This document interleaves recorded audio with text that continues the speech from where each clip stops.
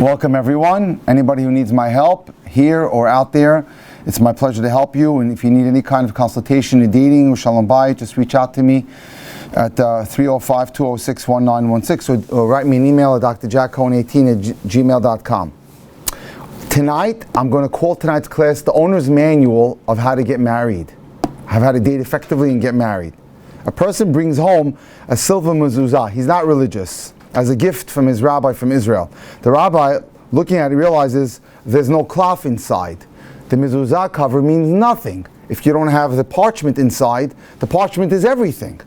He can't believe the wealthy man would buy a mezuzah without the parchment, so he says, did the mezuzah come with anything else, sir? The wealthy man responds, yeah, it came with instructions inside, but Rabbi, I was sure you know how to use it, so I threw out the instructions. The man thought that the beautiful covering was all that mattered. He didn't realize the value was the cloth with his beautiful words of Torah. And that's what happens when it comes to dating. We look at the outside, and we completely forget about what we're supposed to be looking at, which is the inside, which is the character. So many times this happens. It's amazing. I sent someone on a date out of town this weekend, and it came to my attention because a relative called me. He said he's going on his 250th date. Do something. So I sat with him, and I thought that I tried to convey to him how important it was to think more about quality of character, midot, than looks. And I had seen the girl myself. I had been out of town, and I was the one who sort of vetted her, and I thought she was attractive. He tells me, I lost touch, I lost interest in the first minute. Rabbi, if I was there, I wouldn't have gone out with her. Some people are so fixated by what they think is their look that they won't even have an open mind to anything else. And so as a result, the date was not successful because this man is trapped in this concept of the mezuzah case. People today are looking at cases. They don't realize that those are Hollywood weddings that end up on the cover of National Enquirer. They're gone in 60 days. In 90 days, they're gone. How many of these weddings and marriages of California just come and go? And as a result, we, the Jewish community, have become, whether we like it or not, hypnotized or affected by this in a subliminal fashion, because we watch this stuff, whether it's on cell phones or it's on laptops, and it has encroached into our psyche. There's a midrash of a woman who dresses a cat in an apron and hat and teaches the cat how to stand up on its legs and serve food. She invites her friends, and the cat serves beautifully until the mouse comes along. Then the cat acts like its natural self and chases the mouse and drops it was holding a tray full of champagne glasses, and everything smashes on the floor. You cannot change a person's basic nature easily. Don't get fooled by the external facade. Find out the real nature of a person. So I had the same story tonight with a couple that's going out. She's divorced, he's divorced. But because he doesn't get the mashpia mekabil dynamic that I've taught again and again. Let me explain to you. And I am a very big believer of this. And in this summer was a cover story by Manis Friedman on Almi magazine, which hits home on the same concept. He was interviewed, and he was asked, what's going on with shidduchim? Why are marriages not making it today? And he explains a theory that I buy into 100%. Most of the problems today is because the man is not acting as the giver, and the woman is not acting as the receiver. If the man is the giver and the woman is the receiver, we have the right dynamic. In this scenario, for example, tonight, he was angling that she should give me warmth, she should give me love, she should give me attention, and as a result, when you have a situation where the man is not acting as the giver but wants to be the receiver, then in Hebrew, we have what's called the matzav shtei nashim babayit. We have two women in the house now. Two people acting like women, and what's the consequence? Ma totzaot shel zeh. What's the consequence? Miribot, fights and arguments, which is exactly what I was dealing with today. So I sort of had to make a break in the action and give them a little hiatus from each other for 3 weeks, while I train both sides in how to act their proper roles. The zachar must be the giver. He has to figure out a way to strengthen himself. When he thinks that it's going to be the woman that's going to give him that strength, and it's going to be the woman that's going to give him the constant validation, which is the role of the woman, not the man, we have a problem. we have a problem. Okay.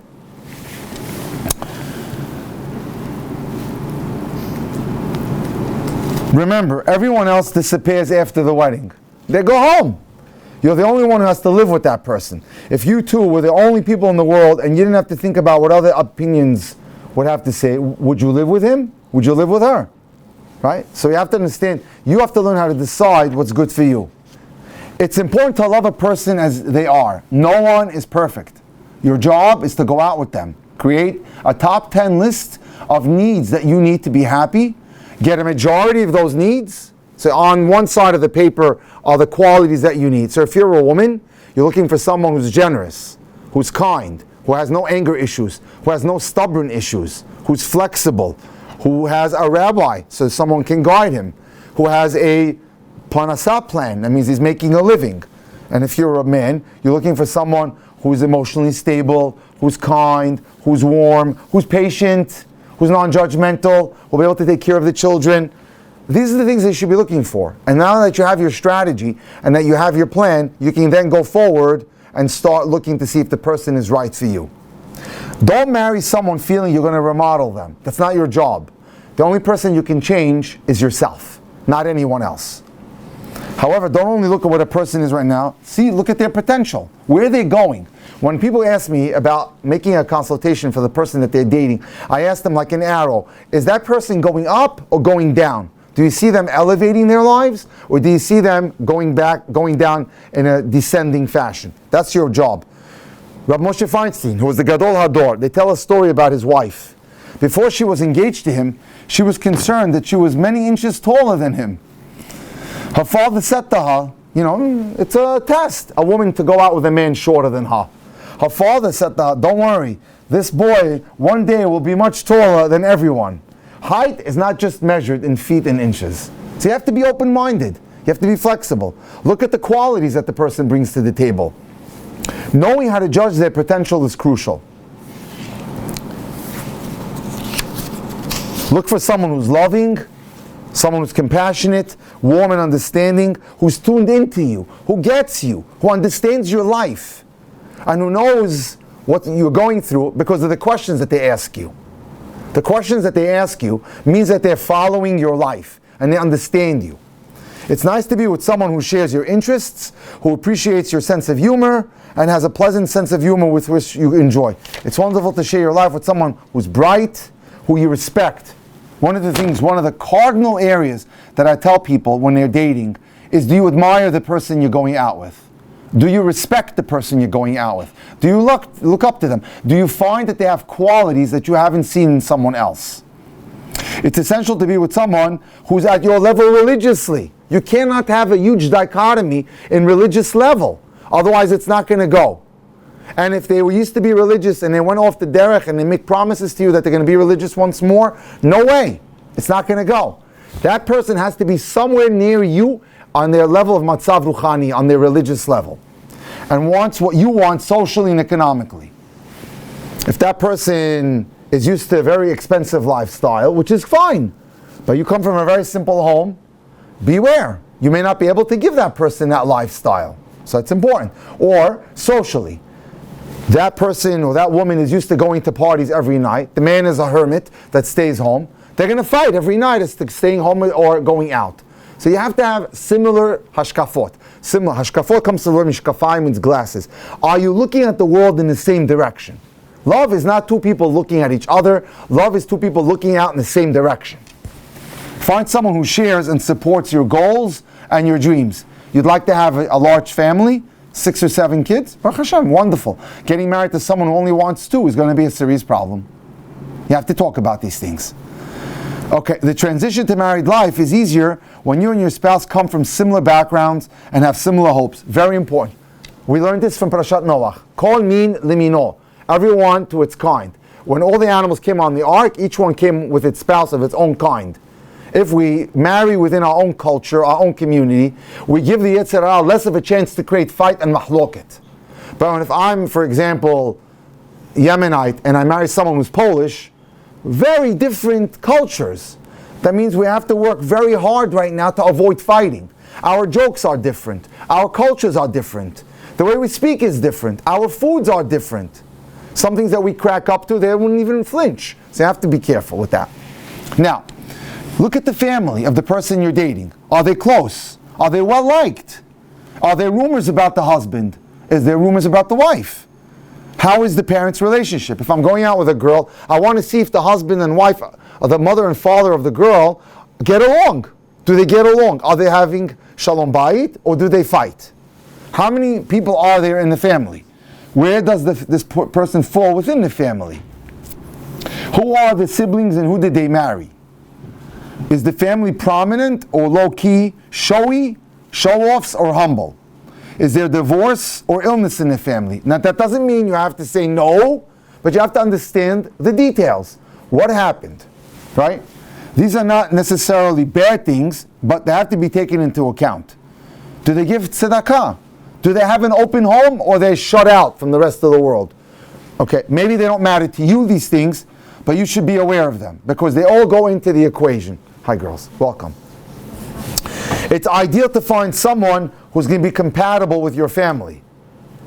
I had a client, actually she worked for Bloomingdale's in the corporate office. She was 22. She got engaged. The week after she got engaged, the guy that she got engaged to wouldn't let her talk to her mother anymore at the table. And this went on for 5 or 6 weeks until they decided to break the engagement off. So not only is it important that you get along with him or her, but they have to get along with your family. Social and economic status. People don't have to marry someone within their own class, but be aware that there are differences. A wealthy girl may not be comfortable married to a boy who can't treat her in the lifestyle she's accustomed to. So you have to take that into consideration. But it's just another challenge. Religious status we spoke about. What's the level of religious observance?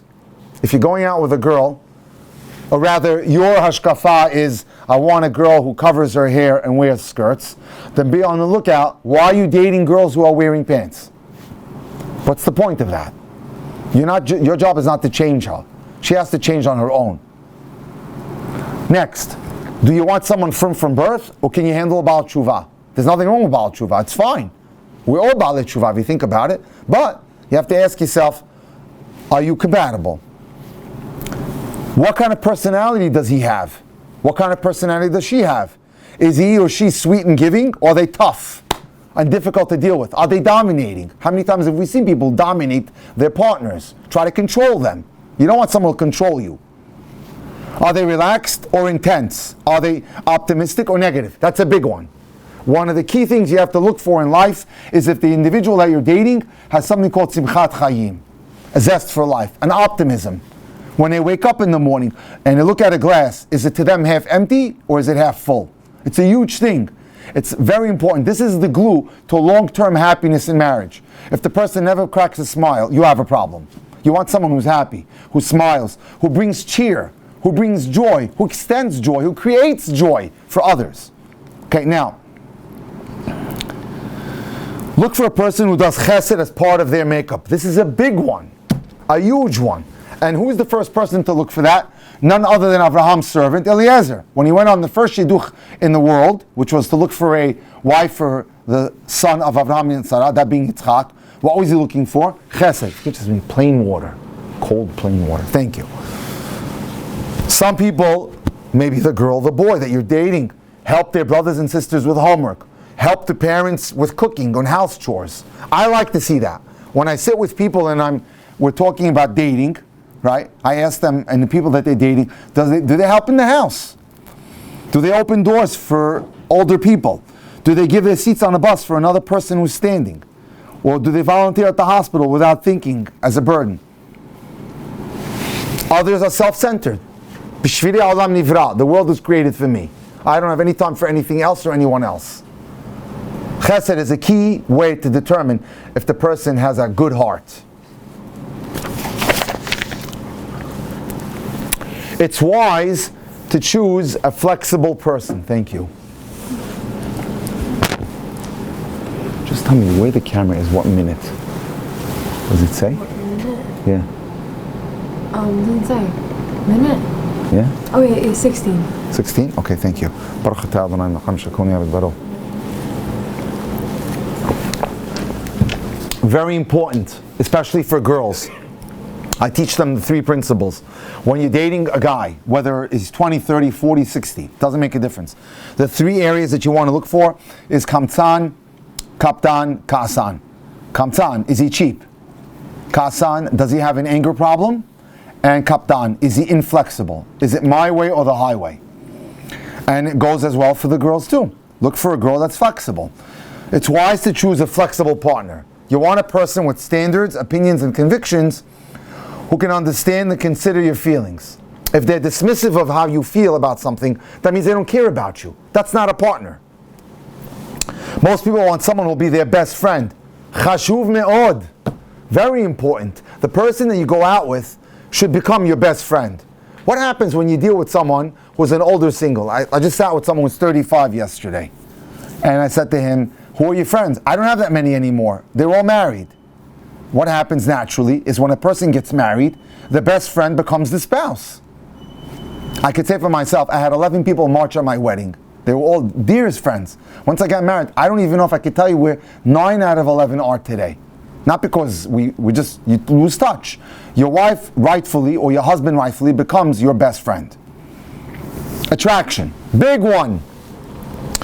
Unfortunately, it's important. It's a necessary requirement in a dating relationship and a marriage. However, it shouldn't be taken out of proportion. It's not important to marry someone brilliant or handsome or gorgeous or super talented. It's important to marry someone you're attracted to, who's smart enough to meet your needs. You build physical attraction through great communication. Again, let me say it again. You build physical attraction through great communication. And great communication comes from knowing how to ask the right questions. This is one thing I do a lot with my clients. And again, I have to say it again. Whoever needs help in communication should reach out to me. I train people worldwide how to communicate on dates. Email me at drjackcohen18@gmail.com and I'll teach you how to do it. Okay, it's very important. You need to learn how to communicate. Many times people tell me, I'm going out, but I'm not feeling it. I'm not going out, I'm not feeling it. You're not feeling it because you're not asking questions of depth. You're not sharing yourself. You're not being vulnerable. You're not exposing yourself. You're not creating a window to your soul so they can figure out who you are. What's the intellect like?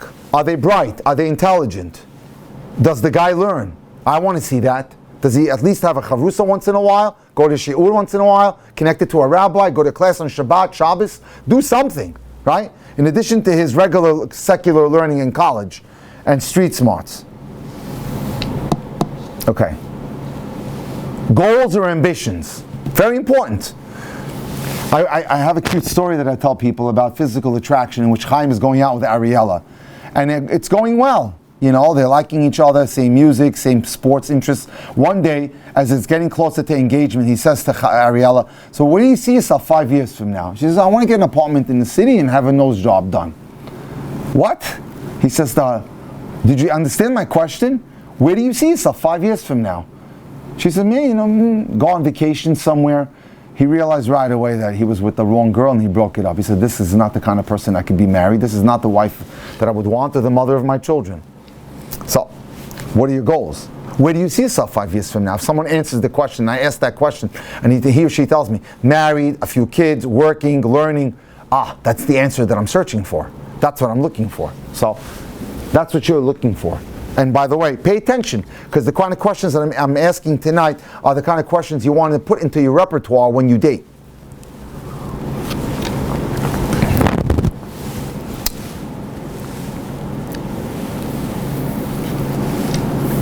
You should share the same goals of raising and providing for your family. If you want your wife to work, you need to talk about it when you date. Today, almost if not a good portion of marriages are dual incomes. So it's important that you understand this. Before you're born, a bat call from Shamayim, a heavenly voice declares, Bat Ploni Ploni, the daughter of a certain person will marry the son of a certain person.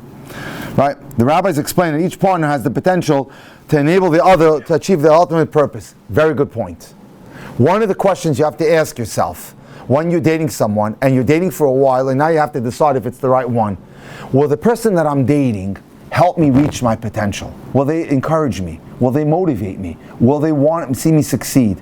Will they inspire me? Will they back me? Will they support me emotionally? That person should help you squeeze the potential out of yourself to become the best person that you can become. You were put on this world to accomplish a mission for Hashem. You weren't just put on this world to be a lawyer, doctor, carpenter. No. That's important. Let me tell you a story. There was the great Rabbi Chaim Soloveitchik, one of the great minds of Eastern Europe. He was in a hotel with someone, and he says, "Who are you?" He says, "I'm a lawyer." The rabbi asked the question again to the other guest of the hotel. "Who are you?" "A lawyer." So the man was like perturbed. "Why are you asking me again and again?" So the rabbi said, "You have it wrong. You're not a lawyer. You're a Jew that practices law." Understand that? You see the difference? First and foremost, we're Jews. We're here as servants of Hashem, and we're His representatives in this world. Whether you think there's so many people in this world that you can't be special or different, you are special, you are unique, and you are different. You have a role to play in Hashem's world. And most of the time, God sends us hints. As an orthopedic surgeon, if you asked me 20 years ago, would I be doing this today? But I realized that I loved helping people. I loved teaching. And my teaching led to mentoring, which led to answering questions to so many young men and women regarding to dating, until eventually I became an expert at it. God leads you if you keep your eyes open. He leads you to becoming a teacher or a lawyer or a doctor or starting a chesed organization or working for Bikur Cholim. He leads you. Your job is to open your eyes and not be blind. And see the goal signs and see the red lights and green lights that He puts up. Okay. Focus on the total person, right? For example, a lady writes, "My fiance is losing his hair, but he's warm and he's sensitive. He's not book smart, but he's street smart and he knows how to make $1. So don't look at one specific thing. Look at the whole individual. Look at his personality. Look at his midot. Look at his abilities. Look at his desire to grow. And I'm talking not just him. It could be her also.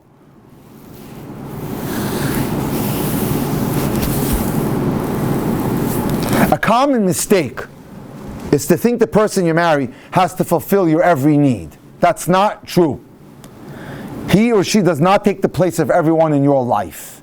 The person you marry is just an addition, an important addition, but they're not taking the place of your mother, your father, your siblings, and all that stuff.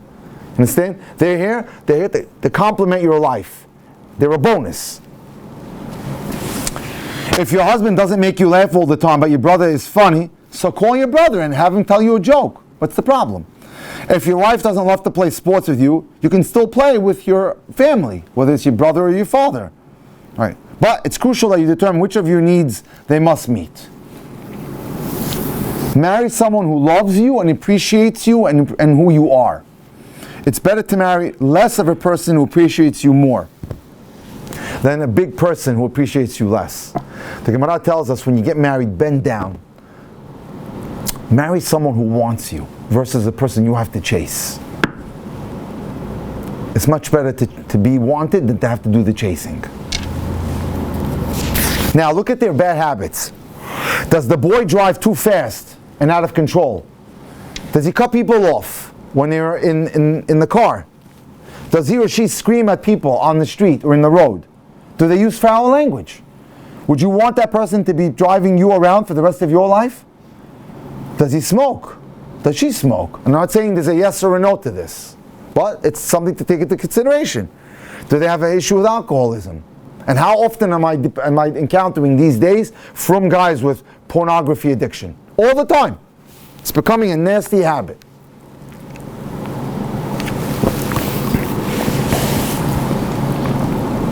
Does she get furious if the guy shows up late? Is he a sore loser? Does he cheat? Does she cheat? All of the things that you need to do your homework on in order to prevent. I'm dealing with someone in Europe right now we're going through all this stuff. She dated 3 times, divorced in 6 months. What do you know about the person? You know, one of the things that you need to be able to do to determine if you're with the right person is to test what's called emotional connectivity or intimacy connectivity. And that takes time. If someone says to you that I knew that the person that I dated on the first date was the right person, that was not an emotional connection, that was an infatuation. Because in order to really be having an emotional connection with someone, you need to be able to have spent time with that person. And today, psychologists tell us a minimum of 10 to 15 times. So, in order for you to really get to know the person. And it's important that when you date, you change the venues all the time. One date is a romantic dinner. Another date is a walk around, I don't know, the Brooklyn Bridge. Another time it's painting. Another time it's, for example, maybe Dave & Buster's, whatever. You have to change the dates so you can get to see the person in different venues. Sometimes they open up and become their real self in one of the dates that before they weren't. Sometimes there's a seminal moment where it clicks. And that happens when you constantly change and you vary what you do on the dates.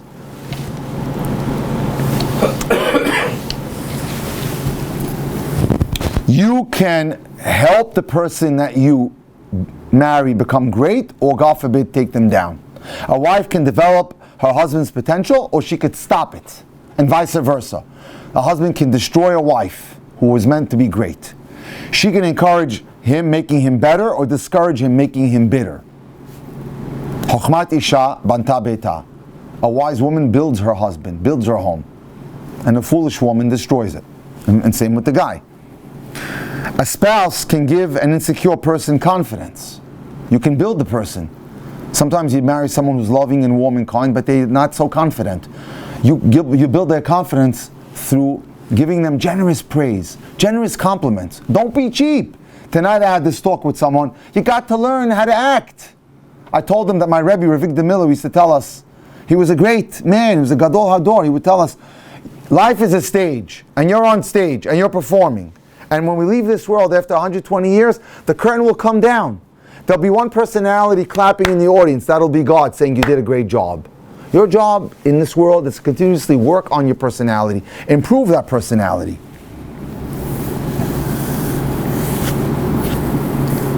How do you feel when you're with this person?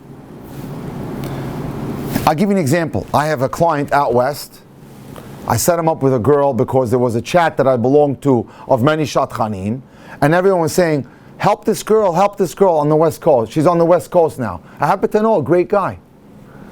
And he had to make a serious drive to get to her, 6 hours, in which he stayed overnight in a hotel. So he took her out at night and the very next day. And every time he took her out, she made him drop her off in a different location because she didn't want to be seen with him. What does that mean? And in my opinion, that was disgraceful behavior. What does that mean? You can't drop me off here by where I'm staying. People might see. So why are you dating him? What's it all about? What's with the games? Right? How do you feel around this person? They may be special, but do they make you feel special? That's the key. Are you in their shadow? Meaning that they so overwhelm you that you can't have your own personality? Or do you feel like you're an individual? One of the things I like to say, marriage is about two becoming one, which become two. Two individuals become one unit, but still retain their individuality. Still retain their uniqueness as individuals.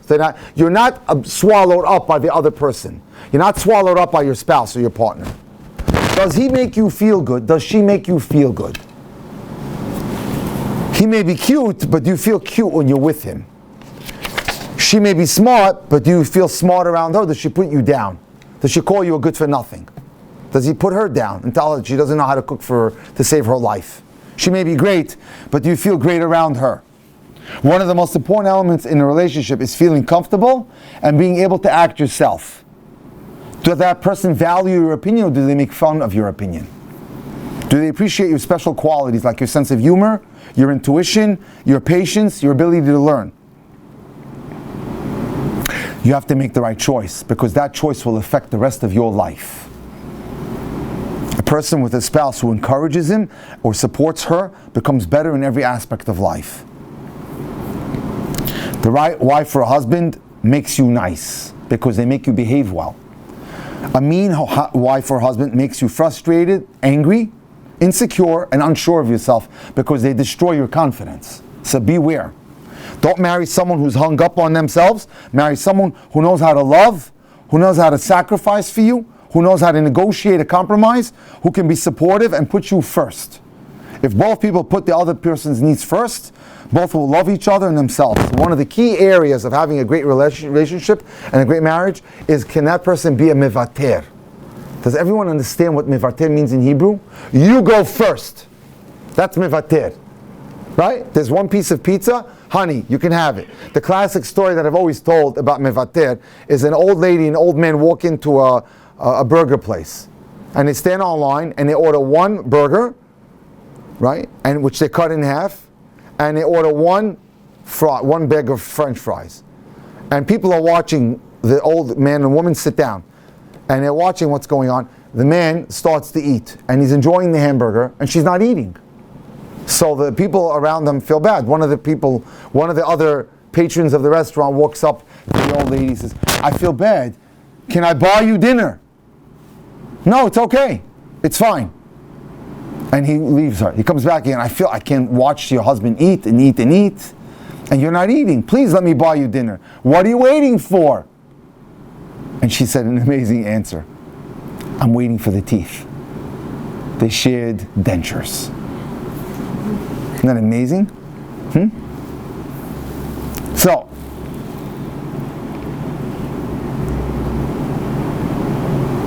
a woman's husband becomes her mirror. She sees herself through his eyes. A girl can become anorexic and stop eating because he always talks about her being fat all the time. And he makes her so self-conscious about it.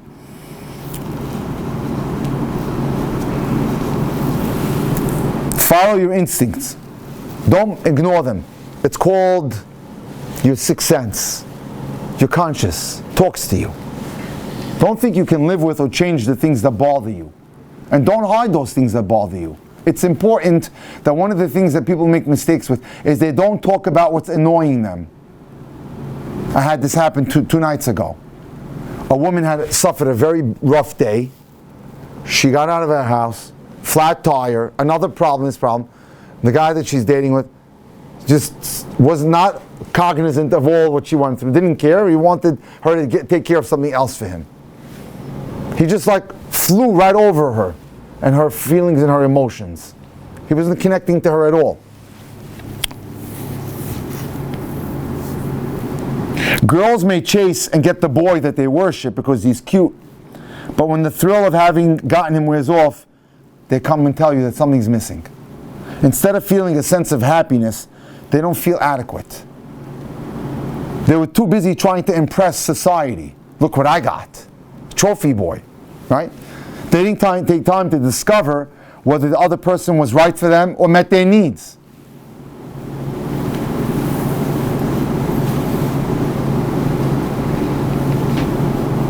Now, Murray was popular and could have had any girl he chose. He married Anne, who he believed was playing hard to get by acting cold and indifferent. Taking on the challenge, I can get her. I can win her over. He was thrilled to capture her heart. After the marriage, he discovered she was not acting cold in order to appeal to him. Rather, that was her true personality. Murray found himself married to a cold, tough woman. Very difficult marriage that led to divorce. Got to get to know the person. Know them well.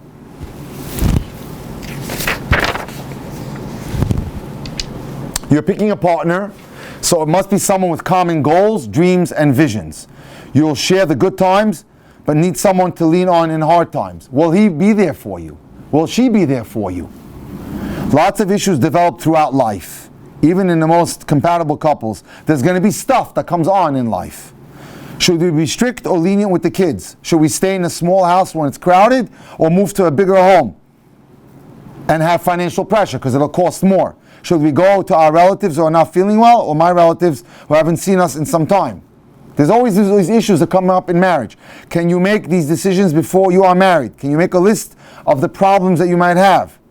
So, spend enough time together to truly get to know the person, evaluate how they handle different situations, and notice their potential for compromise. Make sure you communicate well, talk openly, honestly, and candidly.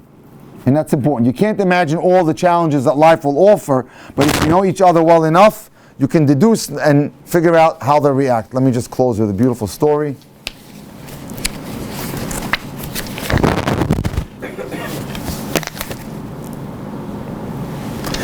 A girl writes, it was right after my uncle's wedding when I realized I could no longer avoid my parents' plans. They wanted to get me married. However, they said, you want to join us? We need to talk to you.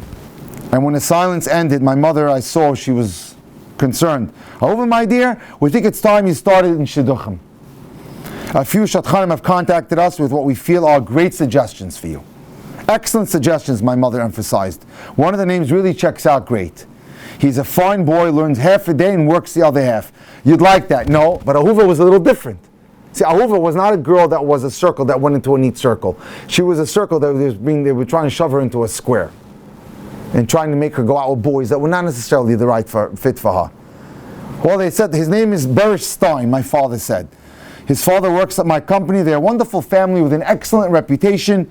They do a lot of chesed. My parents just did not understand what makes me tick, she writes. I needed to try to get them to understand. You want me to marry a boy who's still in yeshiva but also has a job so I can settle down nearby and live in the neighborhood? That's not what I want. I want to live in Israel. And the parents are trying to shove their dreams on their daughter. Ahuva, we thought about this for a while. We want the best for you. Now that you're back home in America, you have to settle down here and be happy here. They're trying to control her. I told you already. I only want to stay here for a month. She was supposed to come only for the wedding. They negotiated because her mom's brother was getting married. She stayed instead of a week, a month. She says after a month, the deal was I go back to Israel. Okay. And she gives a little background on her life. I spent most of my childhood and my teenage years not exactly in the religious environment. My parents were oblivious to my inner turmoil. Some children have a lot of stuff going on inside, but the parents don't get it. And this was one of those girls, that she was always in turmoil, not fitting in to everything. I was away now for 3 years, studying in Israel, living in a place on a moshav, working the land and going to lectures. She liked it. Being away from home had enabled me to see my relationship with my parents in a different way, to realize that they needed to know that I validated them. Okay. As I waited anxiously at Ben Gurion Airport for my flight to go back home to New York, I recalled the day I arrived in Israel. I was 17 years old, and I had been asked to leave my third school in many years. She had been kicked out of 3 different high schools. I wasn't rebellious. I was just a square peg who'd been squeezed into a round hole. Sometimes you try to force a child or a teenager into a school that's not right for them, and they don't belong in that kind of environment. And that was Ahuva. My teachers did not understand me. My classmates acted if I didn't exist. They weren't even friendly to me.